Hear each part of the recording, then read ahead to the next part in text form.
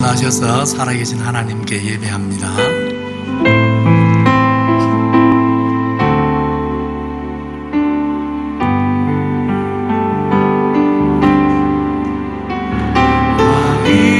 왕이신 나의 하나님, 내가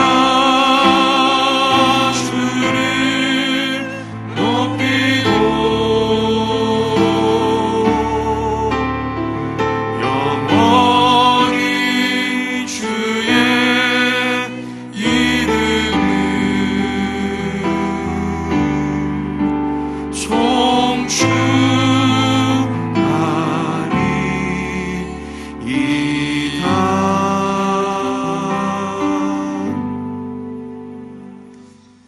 아버지 하나님, 오늘도 주의 백성들 감사하며 영광의 하나님께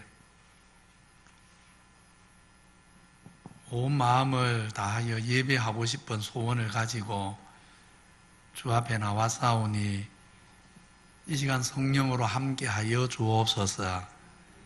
우리 마음을 주장하셔서 지금까지 주인 삼았던 모든 것 내려놓고 그저 주인 대신 우리의 참 왕이신 하나님을 전심으로 섬기고 높이고 순종하며 살게 해 주옵소서. 예배하는 모든 성도들 심령에 하늘 문을 여셔서 은혜와 위로와 도움과 권능을 베풀어 주옵소서. 시종을 의탁하오며 예수님 이름으로 기도하옵나이다. 아멘. 23장입니다.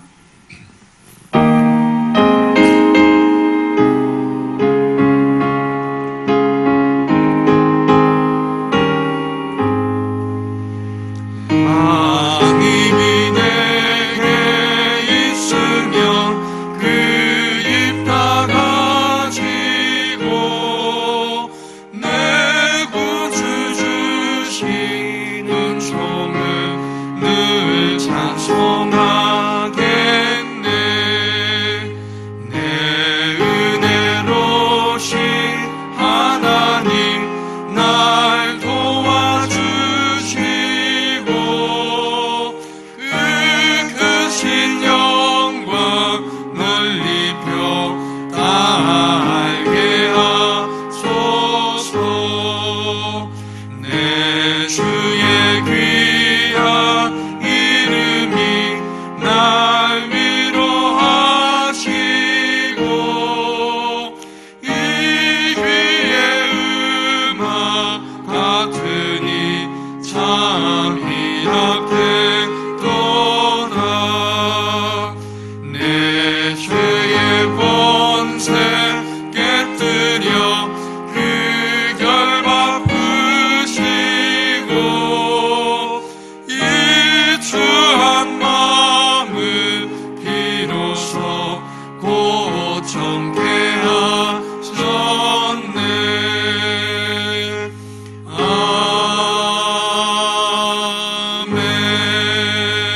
아멘. 전능하사 천지를 만드신 하나님 아버지를 내가 믿사오며 그 외아들 우리 주 예수 그리스도를 믿사오니 이는 성령으로 잉태하사 동정녀 마리아에게 나시고 본디오 빌라도에게 고난을 받으사 십자가에 못 박혀 장사한 지 사흘 만에 죽은 자 가운데서 다시 살아나시며 하늘에 오르사 전능하신 하나님 우편에 앉아 계시다가 저리로서 산자와 죽은 자를 심판하러 오시리라. 성령을 믿사오며 거룩한 공회와 성도가 서로 교통하는 것과 죄를 사하여 주시는 것과 몸이 다시 사는 것과 영원히 사는 것을 믿사옵나이다. 아멘. 나의 힘이 되신 여호와여,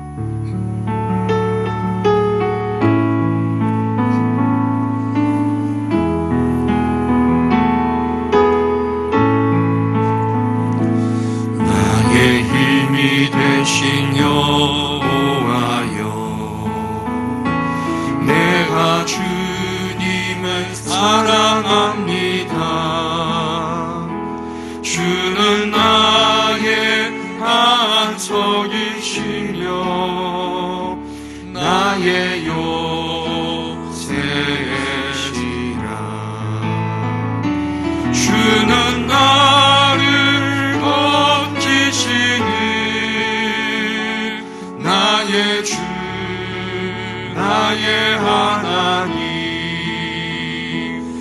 나의 피할 방이시요 나의 방패시라 나의 하나님 나의 하나님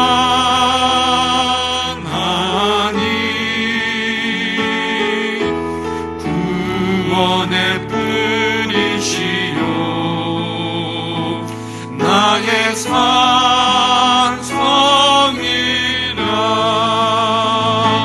나의 하나님 나의 하나님 그는 나의 여호와 나의 구세주 나의 생명이신 여호와여 내가 주님을 찬양합니다 주는 나의 사랑이시며 나의 의지시라 주는 나를 이끄시어 주의 길 인도하시며 나의 생의 목자 되시니 내가 따르리라 나의 하나님 나의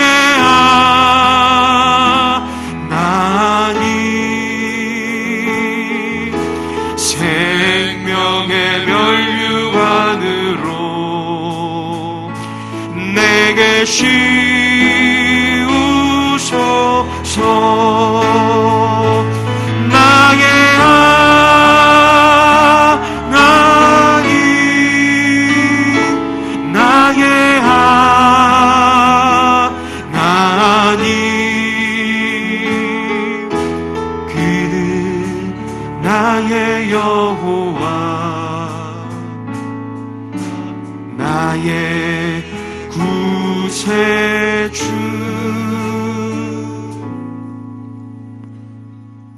천지 만물을 창조하신 하나님 아버지 정말 은혜를 감사를 드립니다. 오늘도 저희들에게 귀한 주일을 주셔서 주님 존전에 나와 경배와 찬양을 드리게 하여 주시니 감사를 드립니다. 날마다 주님 없이는 살아갈 수 없는 저희들 주님을 고백하면서 주일 대회로 나오게 하시니 감사를 드립니다. 저희들 부족하지만 정성을 다해서 예배 드릴 때에 우리의 예배를 흠양하여 주시옵기를 간절히 바랐고 원합나이다. 주님의 은혜로 오늘의 우리가 있고 주님의 은총으로 지금 우리 기장교회에 있음을 고백합니다. 하지만 저희들의 모습을 돌아볼 때에 너무나 부족한 모습밖에 없습니다. 하나님의 은혜와 은총에 보답하는 삶을 살아야 하지만 늘 부족한 모습밖에 없는 저희들 용서하여 주시옵기를 원합니다.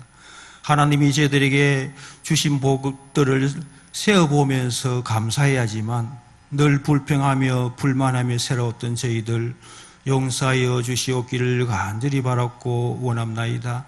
오늘 드려지는 이 예배를 통해서 우리의 어긋난 생각과 마음들이 새로워지는 역사가 있게 하여 주시옵기를 원합니다.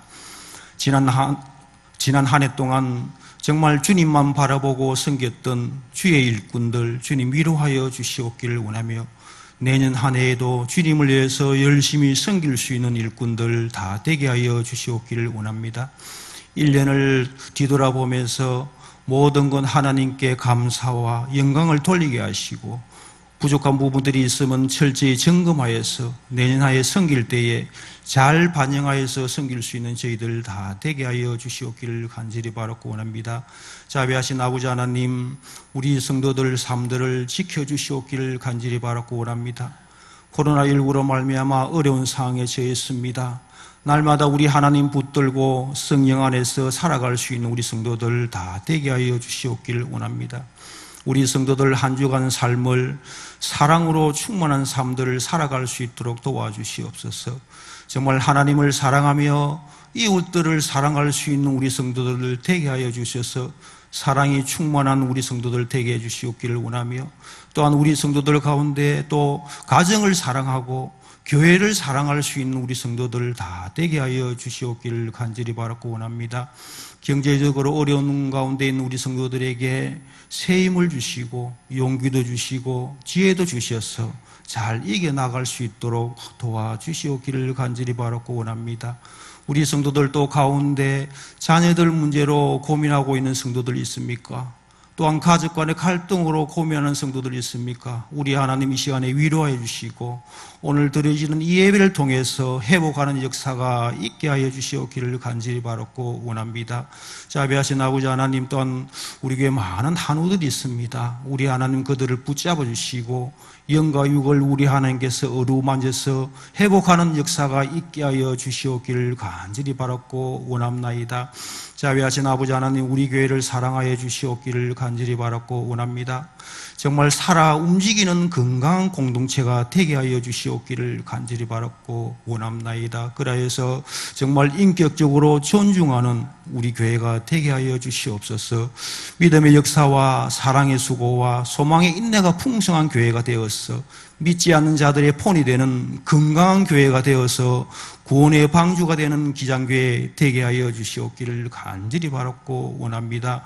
자비하신 아버지 하나님, 오늘도 저희들에게 말씀을 전해주실 담임 목사님 영육간 늘 강건하게 하여 주시옵기를 원하며 준비한 말씀 담대히 전하게 하여 주시고 저희들에게는 온 마음을 다해서 이 말씀을 받게 하여 주시고 또한 한 주간 삶을 살면서 승리할 수 있는 삶들을 살아갈 수 있도록 도와주시옵기를 원하며 이 시간 드리는 예배가 영과 진리로 드리는 귀한 예배 되게 해주시옵기를 간절히 바랐고 원하며 이 모든 말씀을 예수님의 이름으로 간절히 기도드리옵나이다. 아멘.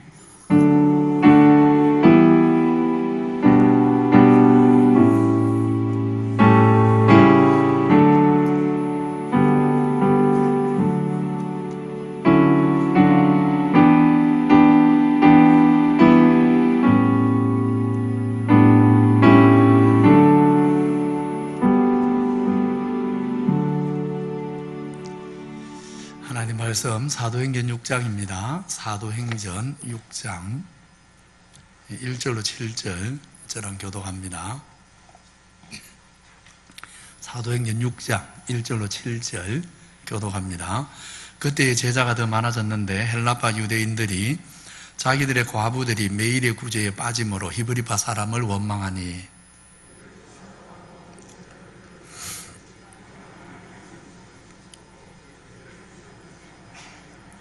형제들아, 너희 가운데서 성령과 지혜가 충만하여 칭찬받는 사람 7을 택하라. 우리가 이 일을 그들에게 맡기고 온 무리가 이 말을 기뻐하여 믿음과 성령이 충만한 사람 서대반과 또 빌립과 브로고로와 니가노르와 디몬과 바메나와 유대교에 입교했던 안디옥 사람 니골라를 택하여 같이 봅니다. 하나님의 말씀이 점점 왕성하여 예루살렘에 있는 제자의 수가 더 심히 많아지고 허다한 제사장의 무리도 이 도에 복종하니라. 아멘. 택함을 받은 성도님들, 오늘도 함께 예배하게 되어서 감사하고 하늘의 은혜와 평강이 우리 모두에게 가득하기를 소원합니다. 성령과 사랑이 충만했던 초대교회가 수적으로 크게 성장하면서 본의 아니게 교회 안에 소외받는 사람이 생겼습니다. 해외에서 살다가 예루살렘으로 돌아온 당시 아람어를 잘 못하고 헬라어를 주로 쓰던 헬라파 성도들입니다. 저들은 겸손하게 또 조용하게 사도들을 찾아와서 자기들의 아픔을 이야기했습니다. 이 일을 계기로 사도들은 말씀 사역에 소홀하지 않으면서 교회의 핵심되는 사역은 말씀 사역이라는 원리를 분명하게 세우면서 또 동시에 선한 사업들도 더 지혜롭게 감당하기 위하여 7 집사를 세우게 됩니다.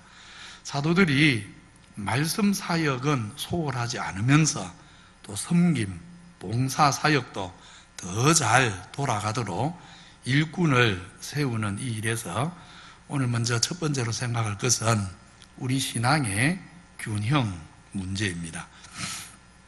우리 신앙에는 균형이 중요하다, 그런 말이지요. 2절을 다시 보겠습니다. 2절 시작. 12 사도가 모든 제자를 불러 이르되 우리가 하나님의 말씀을 제쳐놓고 접대를 일삼는 것이 마땅치 아니하니. 사도들의 말은 접대를 하는 것, 섬김, 봉사사역이 마땅치 않다, 그런 말이 아닙니다. 우리가 그 일을 하는 것이 마땅치 않다. 말씀 사역에 집중해야 될 사도들이 그 일마저 붙드는 것은 바르지 않다, 그런 말입니다. 말하자면 사도들은 말씀 사역과 봉사 사역의 조화, 균형을 이루려 한 것입니다. 교회 전체도 그러하고 우리 성도 개개인도 신앙의 균형이 잡히는 게 중요합니다. 말씀을 배우지 않으면서 몸으로 봉사만 하는 사람은 오래 하기 힘듭니다. 곧 지칩니다. 그리고 덕스럽게 하지도 못합니다. 반면에 배우는 것은 좋아하는데 전혀 섬기거나 헌신하지 않는 성도는 안 자랍니다. 절대 믿음이 안 자랍니다. 그래서 배우기만 하고 예배는 오는데 정말 섬기지 않고 헌신 안 하는 그런 성도의 가정을 보면 자녀들이 믿음이 잘 안 섭니다. 거의 그렇습니다. 거의 그렇더라고. 제가 이렇게 보니까 목회를 이제 저도 한 30년 했잖아요. 실제 그렇습니다. 봉사하고 섬기는 균형 잡힌 그 성도의 가정의 자녀들이 역시 균형 잡힌 믿음의 자녀로 이렇게 자라는 것을 보게 되어지는 것입니다. 그래서 말씀의 은혜와 봉사 및 헌신, 이 사이의 균형이 아주 중요한 것입니다. 사도 요한의 말을 한번 들어보십시오. 형제들이 와서 너에게 있는 진리를 증언하되 너가 진리 안에서 행한다 하니 내가 심히 기뻐하노라. 내가 내 자녀들이 진리 안에서 행한다 함을 듣는 것보다 더 기쁜 일이 없도다. 사도인 요한이 가장 기뻐하는 일은 하나님이 가장 기뻐하는 일로 보아도 됩니다. 우리 하나님이 제일 기뻐하는 일이 무엇이라고 합니까? 진리를 그냥 아는 것이라고 하지 않습니다. 진리에 대해서 끊임없이 배우기만 하는 것도 아닙니다. 2번이나 같은 표현을 쓰고 있습니다. 진리 안에서 행한다, 그렇게 말했습니다. 진리 안에서 행한다. 진리를 모르면 진리를 행할 수 없지요. 그래서 진리를 행하려면 진리를 알아야 됩니다. 그런데 진리를 아는 것으로 그치는 것은 진리를 행하는 것과는 다릅니다. 그래서 진리를 행하는 것은 진리를 알 뿐만 아니라 진리를 따라 사는 것, 진리를 따라 섬기는 것을 의미합니다. 말하자면 하나님은 우리가 진리를 아는 사람이면서 또 그 진리를 따라 행하는 사람, 섬기는 사람 되기를 원하시는 것입니다. 진리를 아는 것은 말씀 사역이 잘 되는 것 아닙니까? 진리를 행하는 것은 봉사와 섬김, 헌신에 나 자신을 내어놓는 것 아닙니까? 바로 이 두 가지가 조화를 이루어야 균형 잡힌 신앙이 되는 것입니다. 이렇게 진리를 알 뿐 아니라 진리를 행하여 섬기고 봉사하는 가이오, 그 가이오에게 편지를 쓴 것이 요한 1서지요. 그 요한 1서에서 우리가 잘 아는 요한 3서지요. 그 요한 3서에서 우리가 잘 아는 축복의 기도를 드리지 않습니까? 사랑하는 자여, 내 영혼이 잘된 같이 내가 범사에 잘되고 강건하기를 내가 간구하노라. 진리를 행하는 당신의 삶에 하나님이 은혜를 베푸셔서 당신의 영혼이 잘된 같이 범사가 잘 되도록 축복해 주실 줄 내가 믿습니다. 그런 말이지 않습니까? 이렇게 말씀의 기초 위에서 봉사사역이 더 아름다운 열매를 맺도록 이제 7 집사를 일꾼을 세우려 하는데, 성령과 지혜가 충만하여 칭찬 듣는 사람 7을 일꾼으로 택합니다. 성령 충만한 사람은 하나님 아버지를 많이 사랑하는 사람입니다. 또 늘 주님 바라보고 주님을 가까이 하는 사람입니다. 성령님은 아버지의 영이시고 또 성령은 주님의 영입니다. 그러기에 성령 충만하면 아버지를 사랑하게 되고, 성령 충만하면 성령이 주의 영이라서 24시간 늘 주님을 바라보게 되어집니다. 성령 충만하면 자동입니다. 우리의 눈은 주를 향하는 것입니다. 그런데 성령 충만은 또 늘 만지지 마시면 좋겠습니다. 성령 충만은 또 늘 지혜 충만하고 같이 갑니다. 그래서 하나님 사랑하는 그 마음과 주님을 바라봄으로 공급받는 은혜의 힘으로 이제 믿음의 형제도 또 하나님의 눈이 향하는 이웃도 사랑하고 덕을 세울 줄 알게 됩니다. 바로 잡아주세요. 원래 걸 잡아주세요. 지금 울리지요? 예, 원래 걸 잡아주세요. 그래서 성령 충만하면 성령은 아버지의 영이고 주님의 영이기 때문에 성령 충만한 사람은 아버지를 사랑하고 주님을 사랑하고 또 그 아버지께 받은 힘으로 이웃을 사랑하게 되는 것입니다. 이렇게 성령과 지혜 모두 충만해서 위로는 늘 하나님 가까이 하고 바라보며 아래로는 이웃을 사랑하고 살면 어떻게 되겠습니까? 칭찬받는 사람이 됩니다. 언제 어디서도 하나님 가까이 하는 사람의 경건이 느껴지고 함께 있는 사람들을 긴장하게 하거나 불안하게 하는 게 아니고 성령 충만한 사람은 늘 함께하는 사람이 평안함을 느끼게 만듭니다. 그래서 이런 말을 듣지요. 저분은 신앙도 좋고 사람도 좋다. 성령 충만하면 그렇게 되는 것입니다. 저분은 신앙은 좋은데 사람은 별로다. 이거는 성령 충만한 거 아닙니다. 반대로 저분은 사람은 괜찮은 것 같은데 신앙은 별로다. 이것도 성령 충만한 것 아닙니다. 성령 충만하면 참 저분은 사람도 좋고 신앙도 좋고 이 둘이 나뉘지 않는 것입니다. 칭찬 듣는 것입니다. 이렇게 성령과 지혜가 충만해서 칭찬 듣는 사람 7을 이제 택합니다. 초대교회는 수적으로 이미 최소 2만 명이 넘습니다. 우리가 5장까지 살펴봤죠. 수가 2만 명이 넘습니다. 그러면 훨씬 많은 일꾼이 있어야 되지 않겠습니까? 그런데 왜 초대교회는 처음 일꾼을 7명만 택합니까? 아직 초대교회는 시작한 지 얼마 안 돼서 일꾼이 될 만한 사람이 7밖에 없는 것입니까? 사실 초대교회는 수를 생각해도 또 초대교회 성도들의 믿음 수준을 생각해도 7이 아니라 70명이 넘는 일꾼을 세워도 능히 세울 수 있는 교회입니다. 그런데 그 이후에 계속 일꾼을 세우는 갑니다. 그런데 맨 처음 일꾼을 세울 때 먼저 7으로 시작합니다. 의도적입니다. 왜 7으로 시작하는가?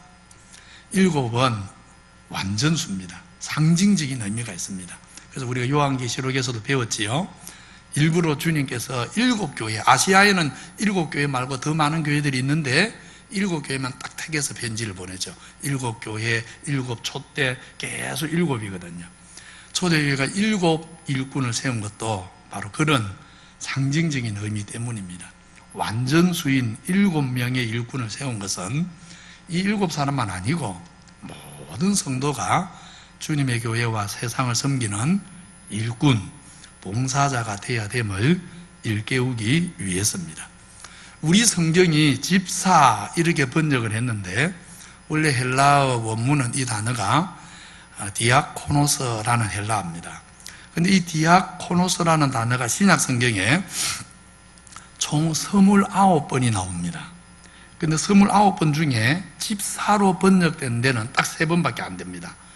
26번은 어떻게 번역됐느냐? 똑같은 단어인데 3번만 집사로 번역을 했고 우리 한글 성경이 나머지 26번은 수종 드는 사람, 사환, 섬기는 자, 하인, 일꾼, 심지어 노예로까지 번역이 가능한 단어입니다. 말하자면 초대교회는 정말로 일꾼 7을 택했습니다. 교회를 섬길 사람 7을 택한 것입니다.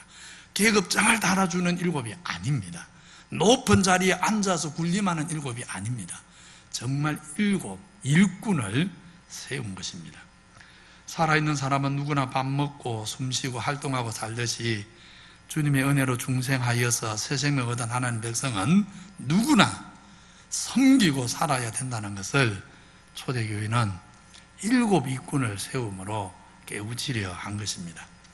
오늘 7 집사를 세우는 일에 중심이 되었을 것으로 충분히 짐작되는 사도 베드로, 그 베드로의 겉면을 한번 들어보십시오. 같이 한번 읽어봅시다. 시작. 만물의 마지막이 가까웠으니 그러므로 너희는 정신을 차리고 근신하여 기도하라. 무엇보다도 열심으로 서로 사랑할지니 사랑은 허다한 죄를 덮느니라. 서로 대접하기를 원망 없이 하고 각각 은사를 받은 대로 하나님의 각양 은사를 맡은 선한 청지기 같이 서로 봉사하라. 만물의 마지막이 가까우니까, 그렇지요. 주님 오실 때가 가까우니까, 여러분 주님 오실 때가 가까울수록 뭐 해야 됩니까? 정신을 차리고 기도해라 그랬습니다. 세상이 혼란스럽기 때문에 마지막 때 너무나 많은 미혹이, 유혹이 있을 것이기에 정말 믿음을 지키기 위해 또 믿음으로 살기 위해 기도하지 않으면 안 된다, 그런 말입니다. 우리 성도님들 만물의 마지막에 가까우면 더 기도해야 되는 게, 우리 성도들이 이렇게 알 수 있는 게 아닙니다. 세상이 이렇게 전쟁이 많이 일어나고 코로나19 같은 전염병이 일어나고 이렇게 세상이 어지러우니까 주님 오실 때가 됐나 보다, 이렇게 알지를 못합니다. 그런 것이 아닙니다. 만물의 마지막이 점점 가까이 오는데 오히려 세상은 더 살기 좋아지고 세상은 더 편해지고, 그러니까 영적으로 잠들기가 딱 좋지요. 정말 세상에 빠져 살기 좋지요. 그러니 만물의 마지막이 가까울수록, 살기 좋아질수록 우리가 더 정신을 차리고 기도를 해야 하는 것입니다.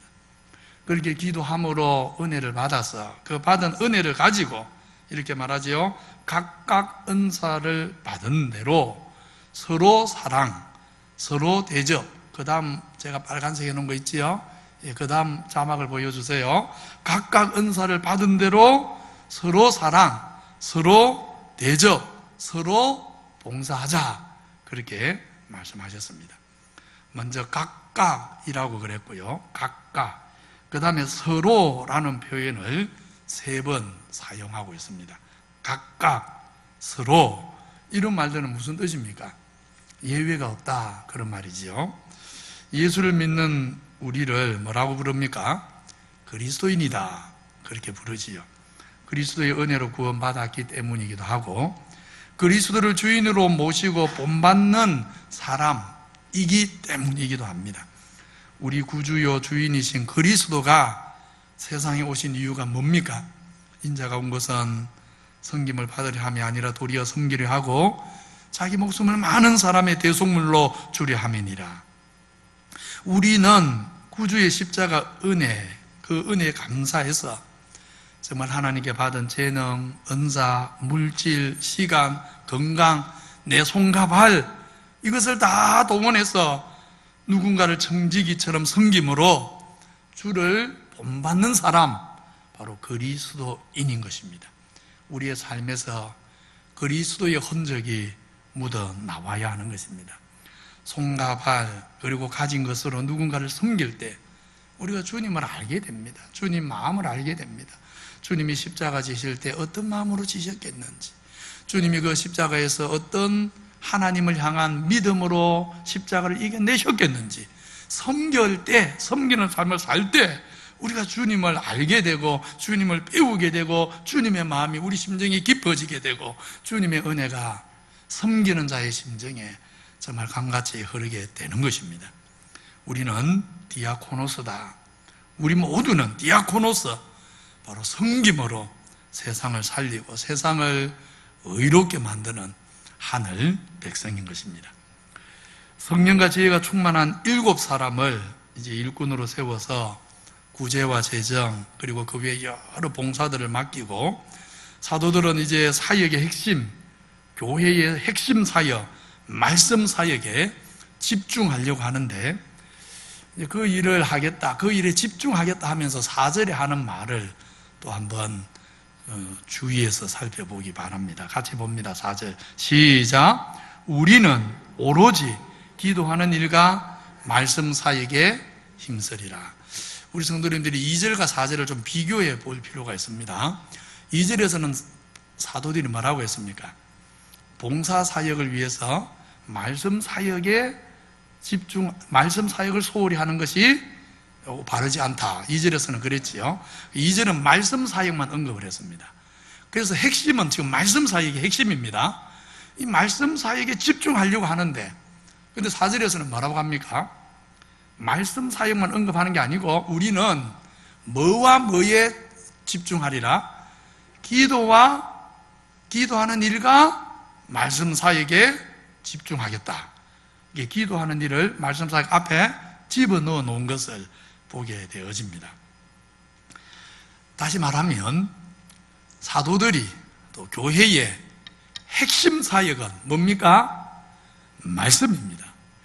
사도들이 힘써야 될, 또 교회가 최우선으로 감당해야 될 핵심 사역은 말씀입니다. 그런데 이상하게 사도들은 그 말씀 사역에 집중하기 위해서 뭐도 해야 된다고 합니까? 기도하는 일을 같이 해야 된다. 지금 이렇게 말하고 있는 것입니다. 무슨 말이냐면 이런 뜻입니다. 사도들은 기도로 말씀을 애워서 하지 않을 때 말씀은 참되고 적절하게 전달될 수도 없고 역사와 능력이 나타날 수도 없다는 것을 사도들은 잘 알았던 것입니다.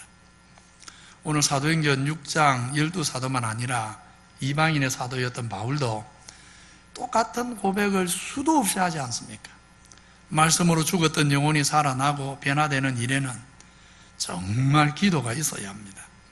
말씀이 생명 없는 지식에만 머물지 않고 정말 말씀이 우리 성도들 심령에 잘 박힌 목까지 들어와서 우리 인생을 근본적으로 바꿔내는 일은 성령이 역사하셔야 합니다. 이것을 너무 잘 알기에 초대교회 사도들, 성도들은 기도했습니다. 정말 기도했습니다. 기회만 되면 기도했습니다. 시간만 나면 기도했습니다. 모이면 기도했습니다. 위기가 와도 기도했습니다. 부흥하는 날도 기도했습니다. 즐거운 일이 있어도 기도했습니다. 초대교회와 성도들은 정말 기도했습니다. 여러분, 성령님은 우리가 한 번 받으면 그것으로 족하다 할 수 있는 분이 아닙니다. 한 번 받았다고 그만인 분이 아닙니다.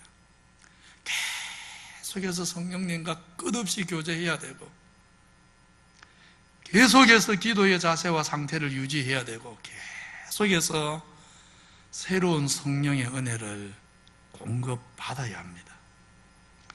사도들은 날마다 가르치고 전할 생명의 말씀, 지식이 아니라 정말 역사하는 하나님 말씀을 공급해 주시기를 위해서 기도했습니다.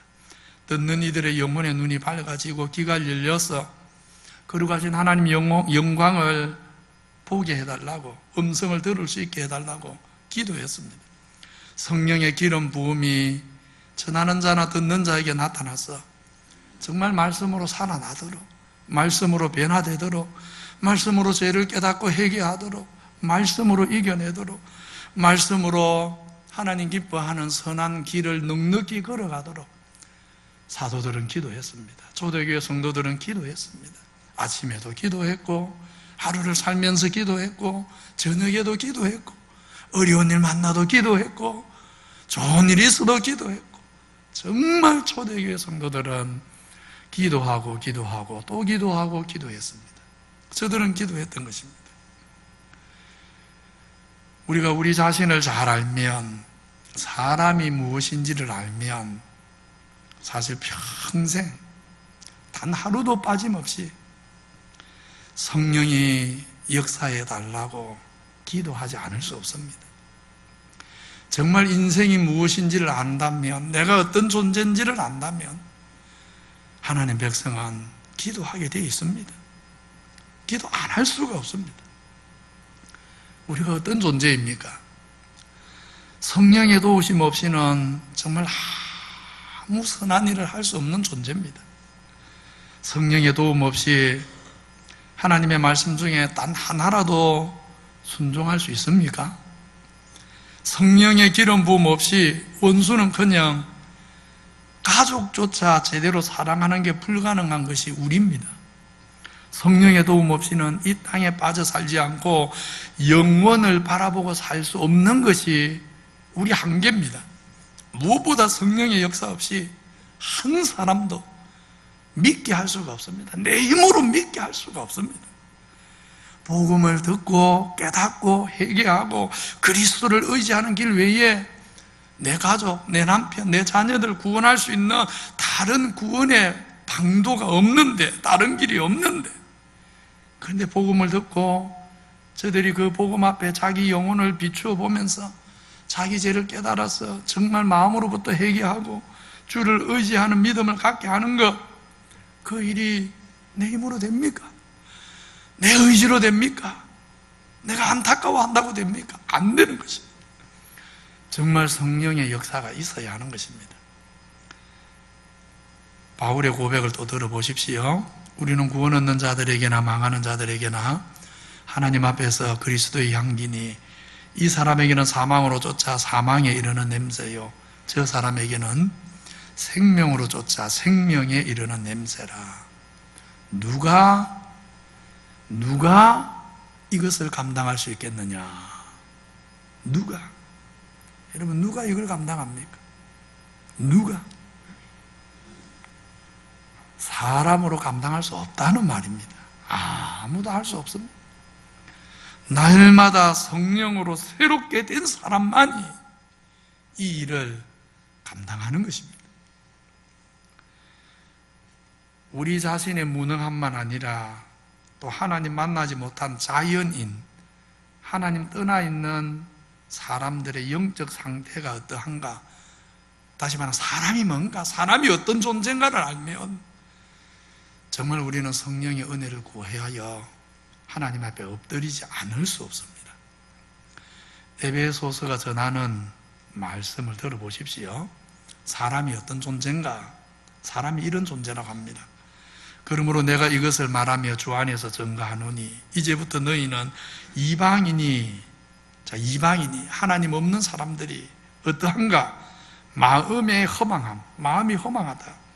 그래서 이방인이 마음에 허망한 것으로 행하는 것처럼 행하지 마라. 그러면서 이렇게 말합니다. 이방인은 첫째, 뭐가 어두워지고요? 이미 총명이 어두워졌습니다. 정말 진리를 보는 눈이 없다, 그 말입니다. 총명이 어두워졌다. 저희 가운데 있는 무지함과 마음은 굳어져 있고 총명은 어두워졌고 마음은 굳어졌고, 그래서 하나님의 생명에서 근본적으로 떠나서 영적으로 완전히 감각을 잃은 자다. 완전히 죽어있는 상태다. 그래서 저희가 감각이 없음으로 말미암아 하나님에 대한 감각, 영적 생명에 대한 감각, 영원에 대한 감각, 영혼에 대한 감각, 이 모든 감각이 다 죽어버렸기 때문에 저들은 그저 육체의 방종을 따라, 육체의 욕망을 따라 살아가는 것이다. 그래서 방탕에 방임한다. 영적 감각이 죽었기 때문에 육체만을 위해 사는 것이다. 이방인이 그런 상태다.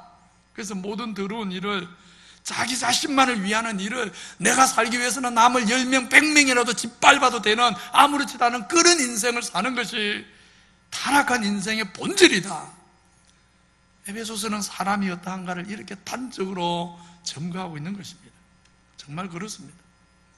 때로 하나님 없는 사람들이 겉으로 교양 있는 것처럼, 고상한 것처럼 그렇게 겉모습을 보일 때도 있지만 그거는 겉모습이고 실상은 그게 아닙니다.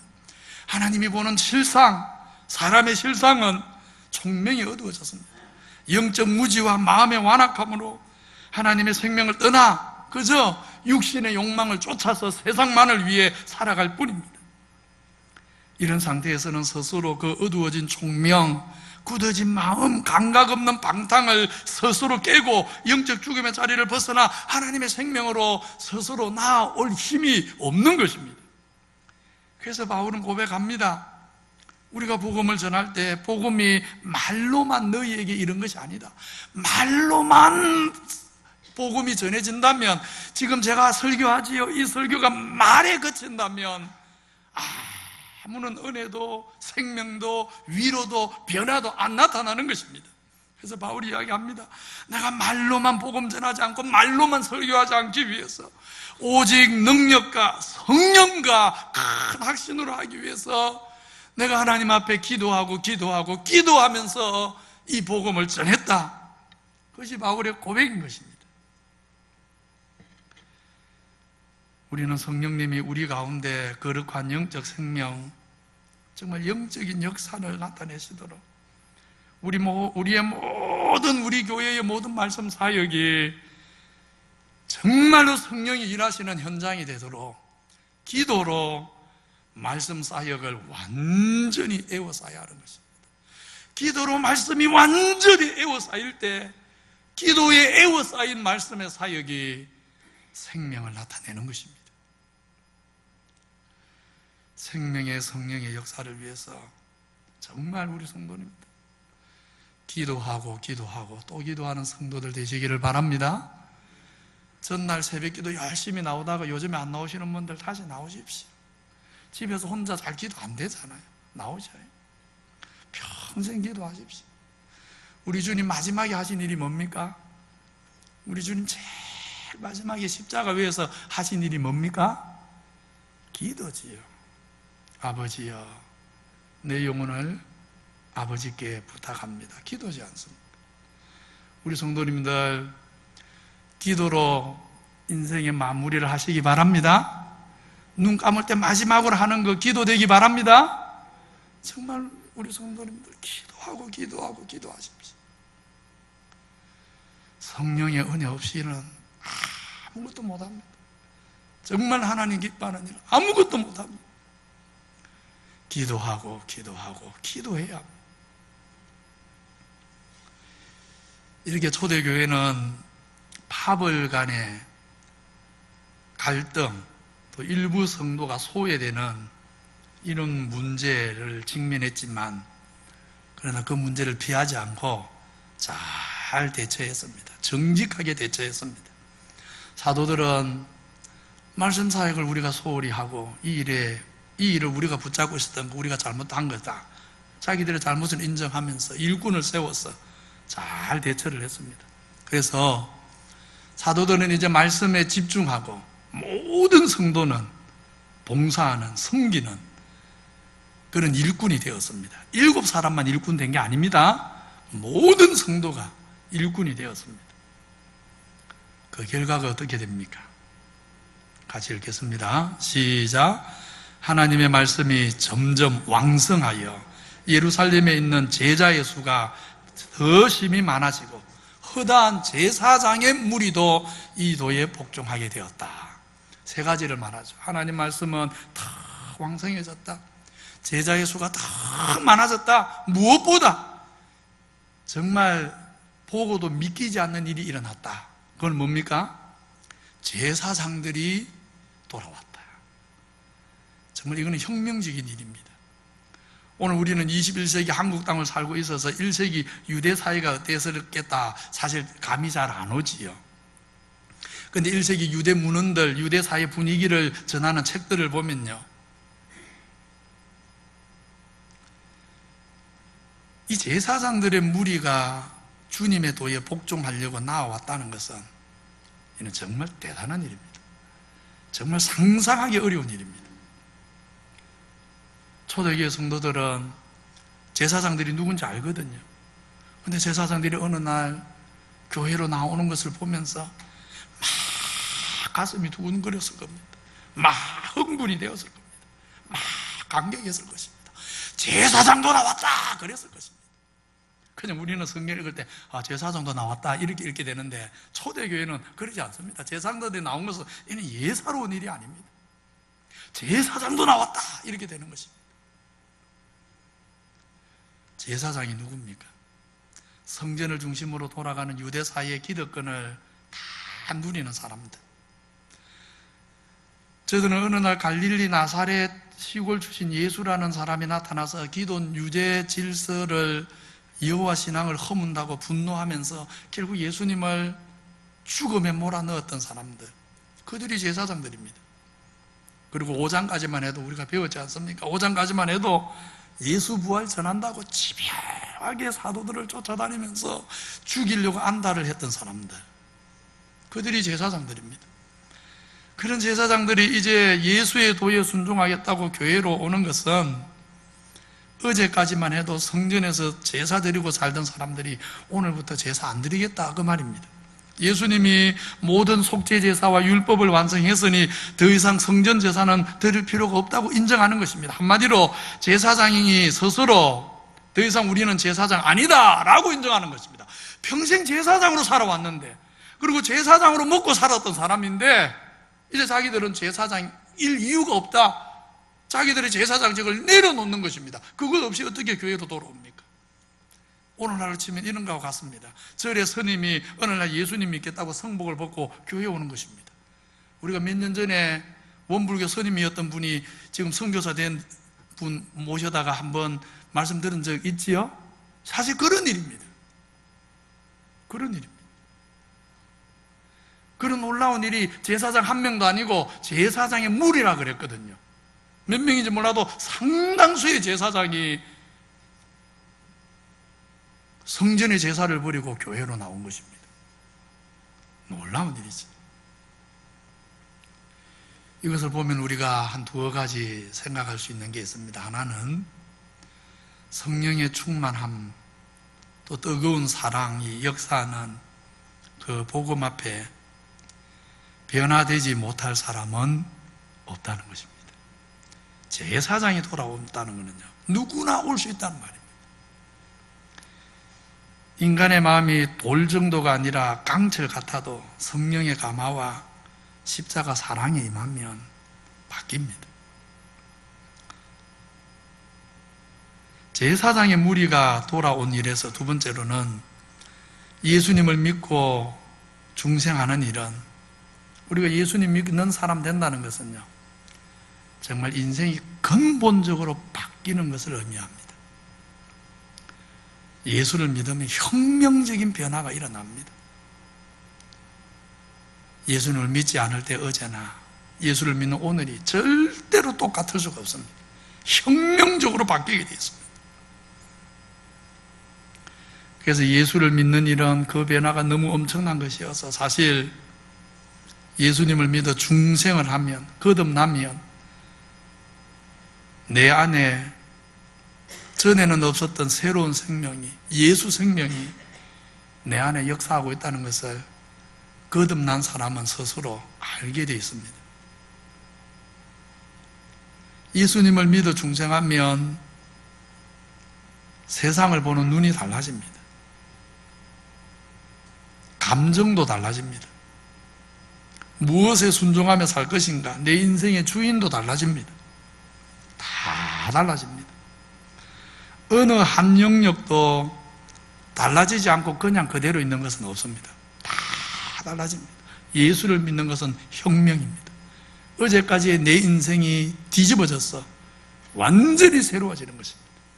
그래서 고린도후서에 뭐라고 합니까? 그런즉 누구든지 그리스도 안에 있으면 새로운 피조물이라. 이전 것은 지나간다.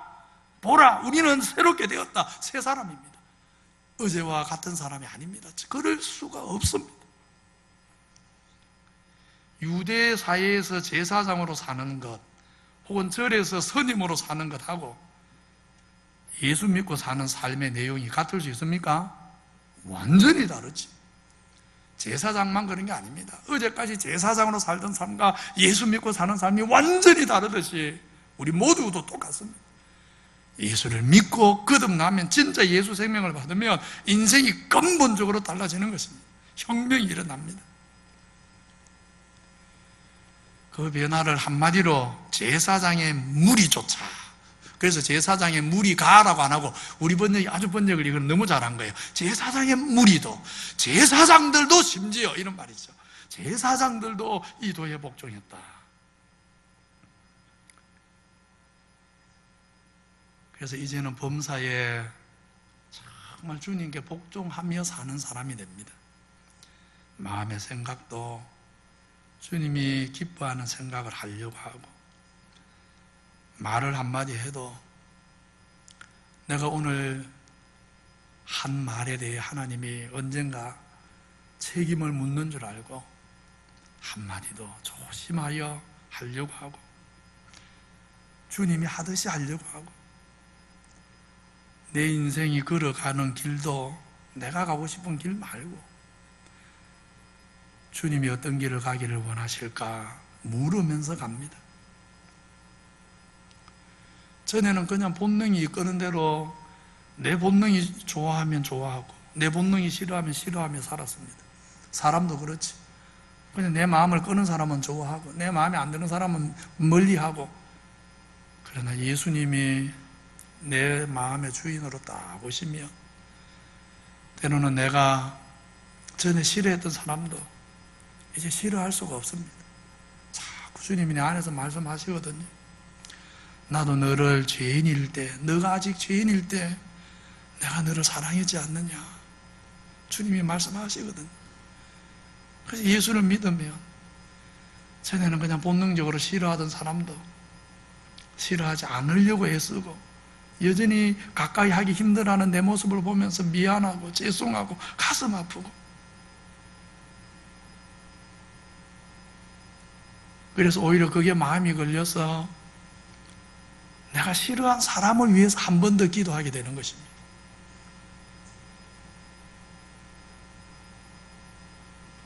이전 같으면 싫어하는 사람을 위해서 나를 힘들게 한 사람을 위해서 기도합니까?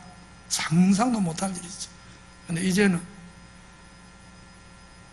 주님이 사랑하라고 한 사람을 사랑하지 못한 것이 가슴이 아파서 나를 힘들게 한 사람을 주님 앞에 올려드리는 것입니다. 예수를 믿으면 그렇게 되는 것입니다. 허다한 제사장의 무리조차도 이 도에 복종하니라. 주를 사랑하는 성도님들, 오늘 사도행전 6장 전반부 말씀을 지난주 이어서 다시 한번 살폈습니다. 초대교회가 어떻게 기도했는지 잊지 마십시다. 정말 기도하고 또 기도해야 합니다. 사람을 바꾸는 것, 사람이 변하는 것 우리 힘으로 안 됩니다. 성령이 하셔야 됩니다. 정말 성령이 하셔서 기도하는 우리를 통해 성령이 일하셔서 우리도 제사장의 무리도 이도에 복종하는 것을 보는 은혜, 정말 죽어도 예수 안 믿을 것 같았던 내 남편이 예수 믿는 은혜,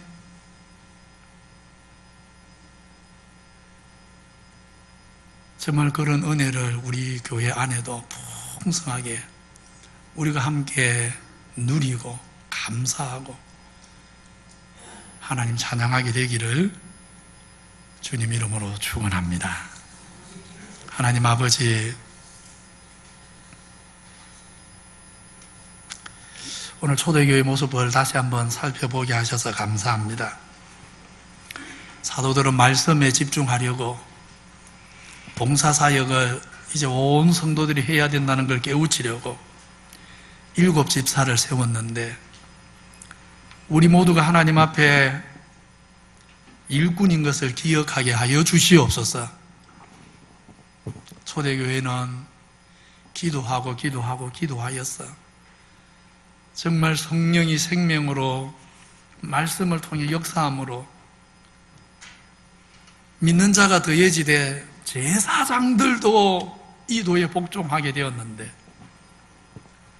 오늘 우리도 기도하고 섬기고 또 기도하고 또 섬기고 그런 교회, 그런 성도 되어서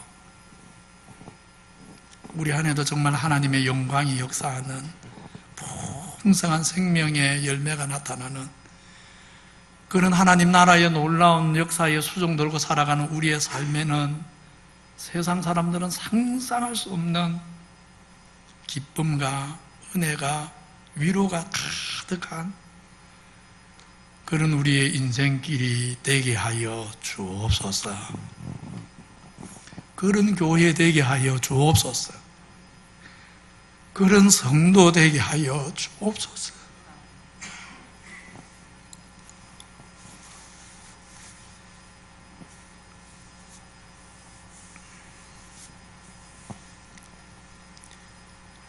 우리 구주 예수 그리스도 이름으로 기도하옵나이다. 아멘. 182장입니다.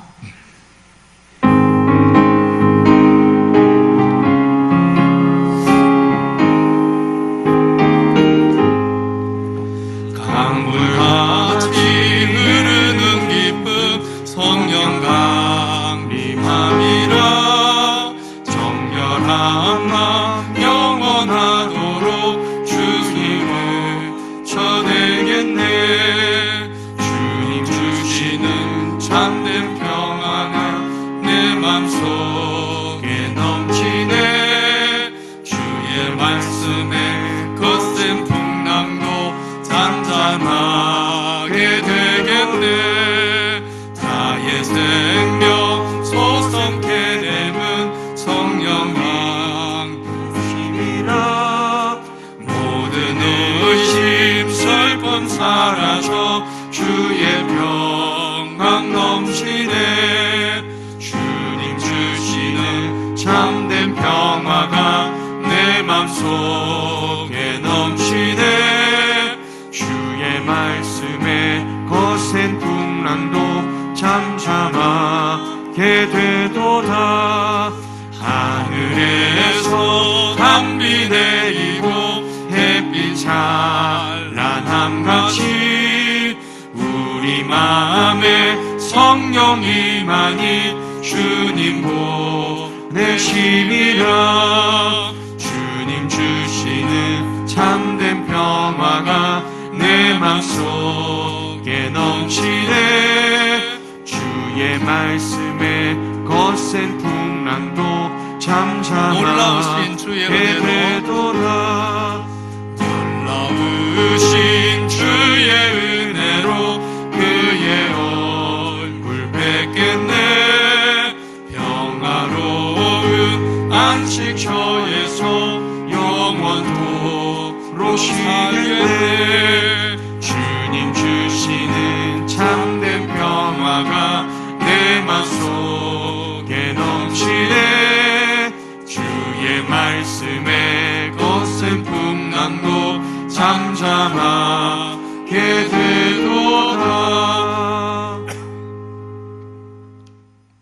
거룩하신 하나님, 모든 것이 하나님께로부터 왔음을 고백합니다. 우리를 지으신 분이 하나님이십니다. 우리 마음 깊은 곳에 영혼을 내려주셔서 감사합니다. 예수 그리스도의 십자가 보혈과 부활의 능력으로 옛 사람이 죽고 새 사람이 되어서 새로운 피조물 되게 하신 것 감사합니다. 우리에게 혁명이 일어났음을 믿습니다. 모든 것이 달라졌음을 믿습니다. 이제 모든 것이 변한 사람으로 기도하고 그 기도로 얻은 힘으로 섬기고 사랑하고 봉사하며 살아가게 하여 주시옵소서. 주를 본받고 살아가는 삶에 하나님이 주시는 무한한 은혜 위로가 넘쳐나는 줄을 믿습니다. 날마다 우리 인생길에 하나님 주시는 위로가 강물처럼, 하나님 주시는 기쁨이 바다처럼 가득하게 하여 주옵소서. 오늘 주 앞에 나올 때 감사함을 담아 열애 하나 구분하여 드립니다. 선교, 구제, 장학, 그 외에 하나님 나라 선한 사업들 위에 드립니다. 받아 주시옵소서. 초대교회 성도들이 섬김의 헌신의 하나였듯이 우리도 한 마음으로 주의 나라 선한 일들 위해 헌신하오니 우리를 통해 주의 일을 이루어 주옵소서. 하나님 나라가 확장되게 해 주옵소서. 제사장 무리가 이도에 복종했던 것 같은 역사들이 오늘 우리 교회에도 우리 삶에도 나타나게 하여 주시옵소서. 연약한 지체들, 경제적으로 또 다른 여러 가지 모양으로 어려움 당하는 성도들 찾아가셔서 위로하시고 주님의 따뜻한 손으로 만져 주시옵소서. 이번 한 주간도 남은 인생의 날도 매 순간 주를 바라보며 걸어가는 주님과 동행하는 우리의 걸음이 되게 하여 주시옵소서. 예수님 이름으로 기도하옵나이다. 아멘. 우리를 위해 십자가에 죽으시사 죽음에서 구원하여 주시고 부활하셔서 새로운 피조물 되게 하신 예수 그리스도의 은혜와 하나님 아버지 사랑과 성령 하나님의 생명의 역사가 이제 남은 인생의 날 초대교회 성도들처럼 기도하고 섬기고 기도하고 섬기고 그런 영광스러운 순종을 통해 하나님 주시는 말로 다 할 수 없는 기쁨과 평안을 누리고 살아가기를 원하는 머릿속의 모든 주의 백성에게 영원히 함께 계시기를 축원하옵나이다. 아멘.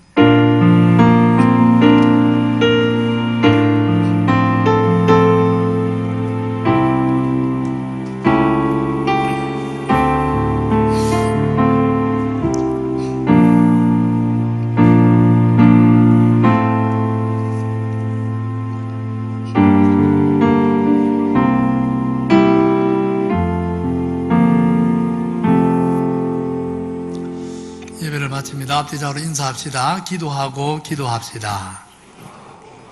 함도 합시다. 기도하고 또 기도합시다. 예. 계속해서 코로나19 때문에 예배를 이렇게 숫자를 한 예배에 제한하고 있는데 꼭 마스크 하시고 주중에 교회 출입할 때 꼭 마스크 하고 오시고 열 체크하시고 명단 기록하시고 이렇게 방역 수치 좀 잘 지키면서 그러나 가능하면 모입니다. 우리 교회가 교육관까지 하려고 하면 오고 싶은 사람은 누구나 와서 예배할 만큼 공간이 준비되어 있으니까 가능하면 모여서 예배하도록 그렇게 협력해 주시면 감사하겠습니다. 오늘도 저녁 예배는 없습니다. 수요 예배는 있습니다. 저녁 예배는 없고 새벽 기도회와 수요 기도회는 정상으로 돌아가니까 새벽에도 수요일에도 많이 나와서 이런 때 또 더 기도하는 일에 마음을 모아주시면 감사하겠습니다.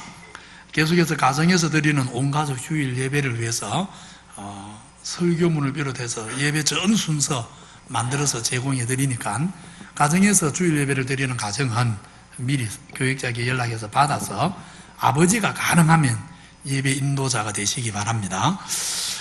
학습세례, 입교, 유아세례 지난주에 받으신 분들은 사무실에 가면 사진 또 점서가 있습니다. 받아가시기 바랍니다. 떡국을 이전에는 미리 가져와서 팔았는데 이번에는 주문 판매하겠답니다. 코로나 때문에 막 한꺼번에 혼잡하게 모이는 걸 좀 방지하려고 떡국을 혹시 필요하신 가정들 있으면 사무실에 가서 주문하면 다음 주에 그렇게 제공해 드리겠다고 합니다. 차량 봉사자, 지난주에도 광고를 제가 좀 드렸는데 새벽에 일주일에 하루입니다. 일주일에 하루 새벽 차량 운행에 좀 봉사해 줄 분 3분, 주일날 정간에 운행해 줄 분 2분, 그리고 주일날 주차장에서 차 이렇게 안내, 주차장 안내는 운전면허가 없어도 됩니다. 그래서 이렇게 차량 봉사에 좀 신청해 주시면 감사하겠습니다. 신민경 성도님, 최순자 성도님 이번에 계십니다. 오늘 3부 예배 후에 예결산 공동회의 있습니다. 여전도 연합회 모임이 있습니다. 그 외 광고는 주보 참조하시면 되겠습니다. 자리에서 일어나셔서 파송의 노래 부르겠습니다.